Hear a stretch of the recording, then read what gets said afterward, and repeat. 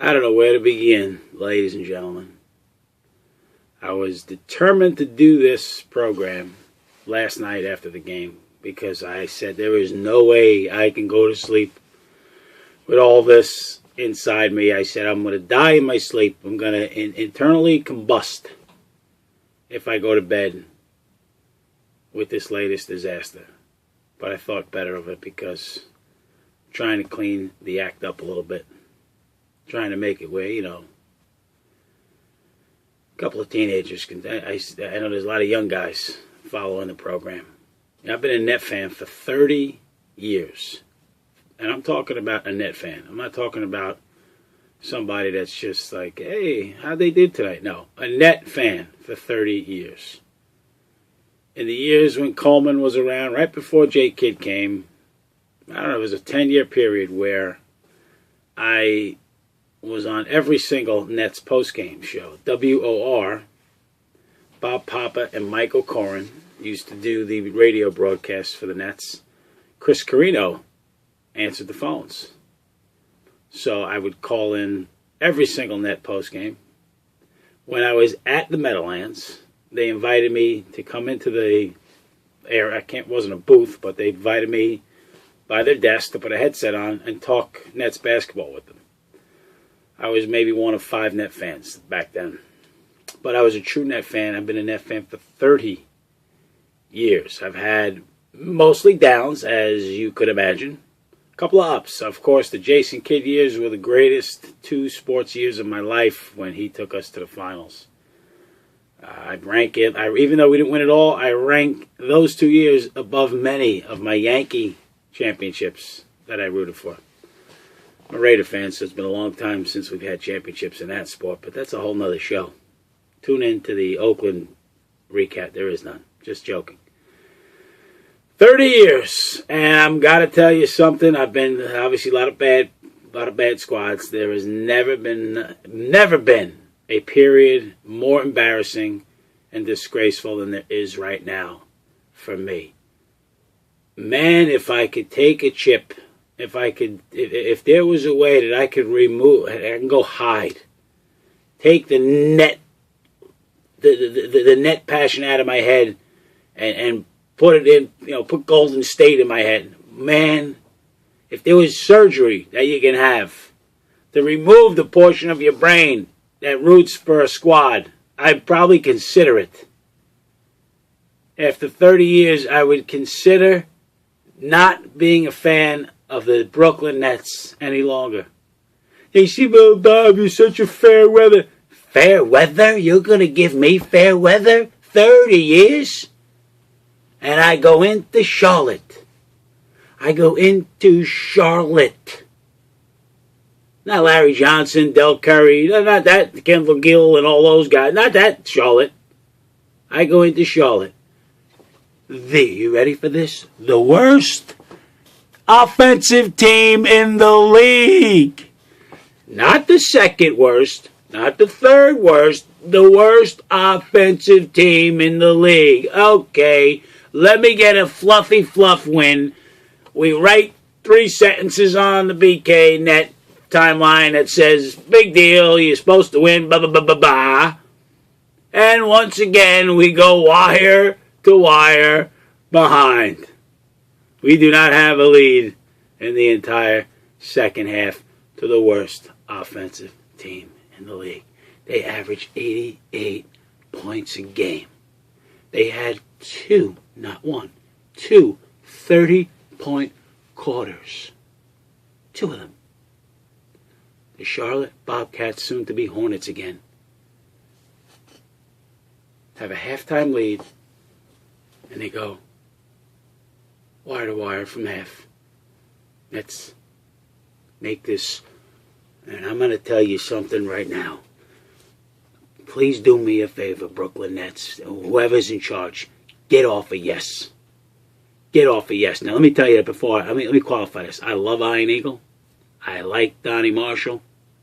I like Ryan Rucco. I like Mike Fratello. Take them, and put them somewhere else. Get to another network. Now, I said I like Donnie Marshall, but Donnie, Don't you dare on that postgame tell me about a valiant comeback. Don't you dare.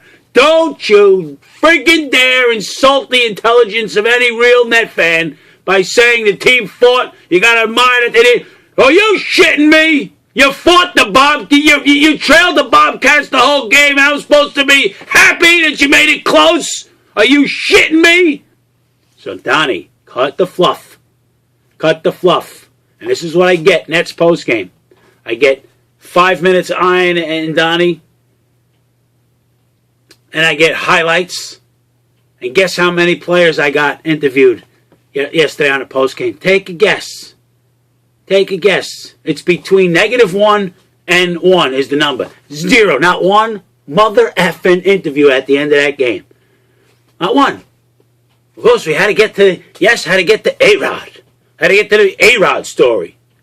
I'm looking at A-Rod, I look at D-Will, I'm like,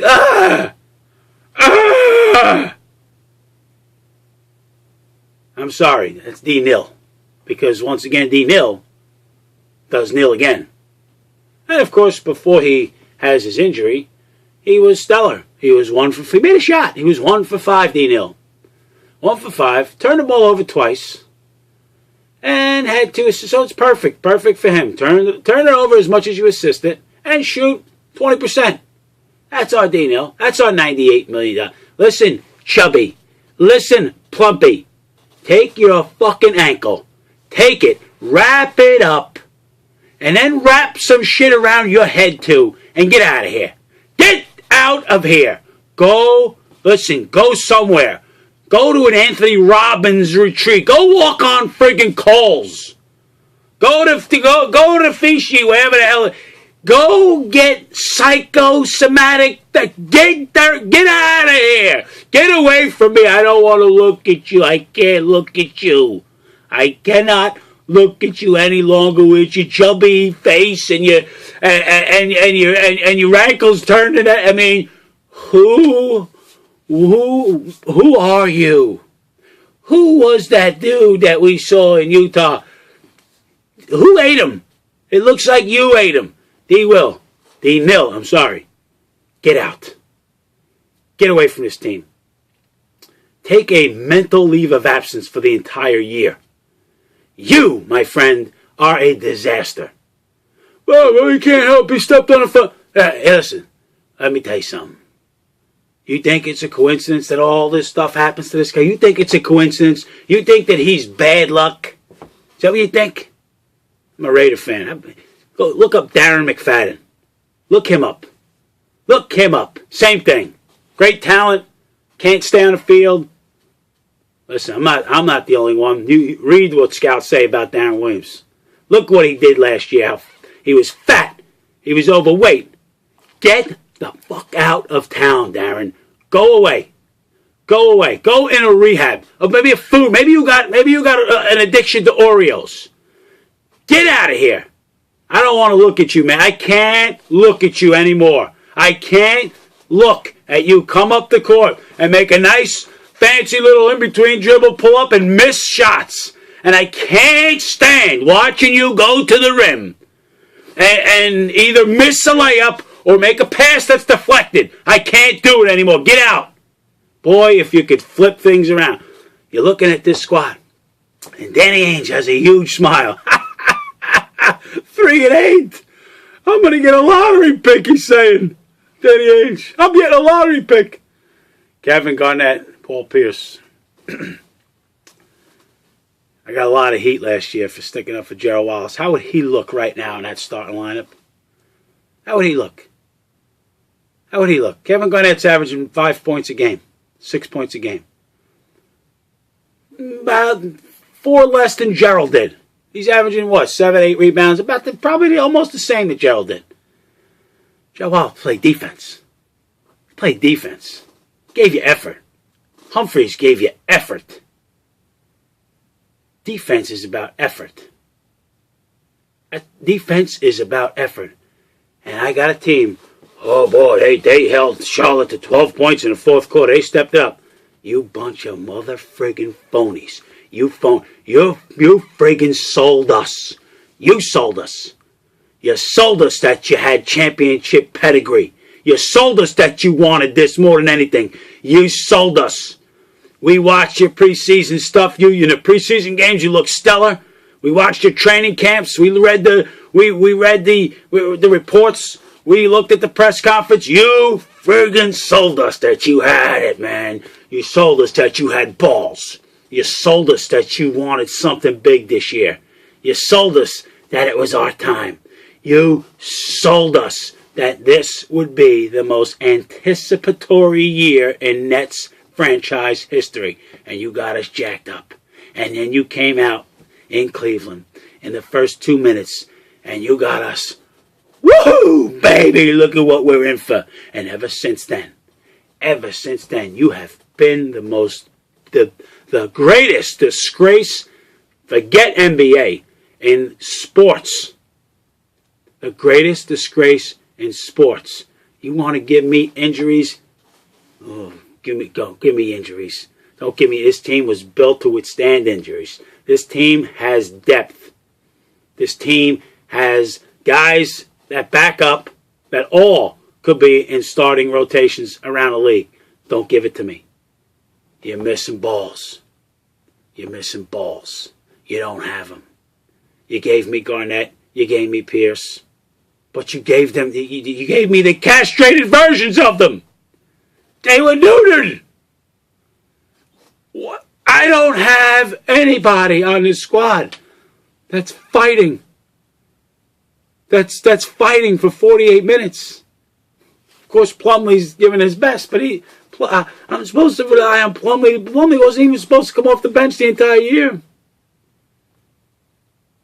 1-6 on the road. Losses to Cleveland, Orlando, Washington. Now Charlotte. Sacramento. This team is a fraud, man. And J-Kid, what can I say, man? You're in over your head, bro. I feel sorry for you. You know, normally, I feel sorry for you. I do. I feel like you were in an antique shop and there's this beautiful antique car worth mega millions of dollars. And you're 14 years old. And they said, here, take the keys. Take it. It's yours. Without a driver permit, without practice. They give you this job. And we all scratched our head. The entire league scratched our head. Everybody said, wow, that's kind of strange. Jason Kidd, just play. You're out of your league, man. You're out of your league. You can't teach effort. Defense is about effort. I mean, let me say this again. The Bobcats, 88 points a game. They scored 95 on you last night. I don't know what to do. I want to go hide. Thank goodness that the Knicks are just as putrid, or else I'd be taking some massive beatings. And I'm still taking them anyway. Because everybody said, everyone that you would listen to had the Nets being better than the Knicks. Everybody did. And here we are at 3-8, about to be 3-9. But it's early. It's early. You know what it's early for? You know what it's early for? It's early to see that you are who you are. Don't tell me that this is a 9-3 type team. I predicted this team to win 58 games. Are you what planet? And I take a lot of pride in being pretty good. Last year I had of the 12 playoff games series, I had 11 of them right. And I had San Antonio winning the finals, and they should have. I mean, I think I have a pretty good hand on the pulse of the NBA. I had this team winning 58 games. They, right now, if you said to the Nets, hey, let's go 500, they would sign that right now. Do you understand that they would sign that? They would sign a 500 card right now? Bob, what are you kidding me? Come on, they're going to turn. What do you mean they're going to turn it around? What do you mean? Don't you think on nights when you play Sacra Tomato, that would be the night where you start turning around? You beat Phoenix on a buzzer beater. Okay, turn it around. Clippers. All right, tough game. We'll come home. We're going to show the Portland Trailblazers. We're going to turn it. Shoot 22% second half. All right, listen, we're going to Charlotte. Everybody gets healthy on Charlotte. They stink. They can't score. Everybody does. All right, listen, Minnesota, definitely. I mean, that's going to be a big win. Where do you turn it around? Take this D-Nill. Take him away. Take him away for the year. I don't get him away. I wish we could undo the trade. I wish. I would rather be right now. If we were 3-9 or 3-8, and we didn't make that trade, and we were in quote unquote, you know what? We're gonna wait. We're just gonna wait it out. And we had the same team as last year. Of course, I'd be flipping out, crazy, going nuts. But how much more livable would that be, rather than have a team like this, where I can't get on any night. I can't get 5 guys to play well. I got Blatch played his ass off. Anderson played well. And Joe Johnson shot the ball well. Other than that, I have empties all around. I mean, Plumlee, 9 points, 3 boards. Reggie Evans not playing enough, in my opinion. I know he stinks offensively. And Livingston had a bad game. Played poorly. Leave me alone, please.